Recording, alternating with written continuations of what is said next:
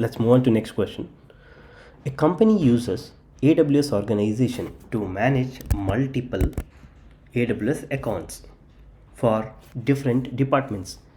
The management account has an Amazon S3 bucket that contains project reports. The company wants to limit access to this S3 bucket to only users of accounts within the organization in an AWS organizations. Which solution meets these requirements with the least amount of operational overhead? Option A, add the AWS PrincipalOrgID global condition key with a reference to the organization ID to the S3 bucket policy. Option B, create an organizational unit for each department. Add the AWS PrincipalOrg path global condition key to the S3 bucket policy. Option C, use Amazon CloudTrail to monitor the create account, invite account to organization, leave organization, and remove account from the organization events. Update the S3 bucket policy accordingly. Tag each user that needs to access the S3 bucket. Add AWS principal tag global condition key to the S3 bucket. The most suitable option is a A.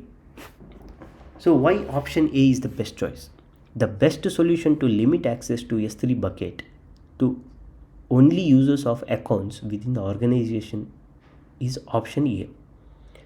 Adding the AWS PrincipalOrgID global condition key with the reference to the organization ID to the S3 bucket policy.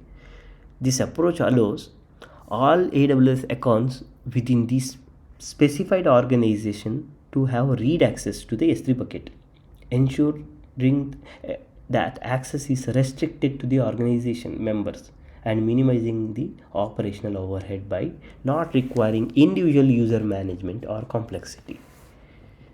Option B, it requires creating and managing operational units and updating policies for each OU, adding to the management workload. Option C involves monitoring and manually updating S3 bucket policy based on the organization membership changes, which is operationally intensive and prone to errors. Option D requires tagging each user and managing those tags, which is not scalable for organization with many users and frequent changes.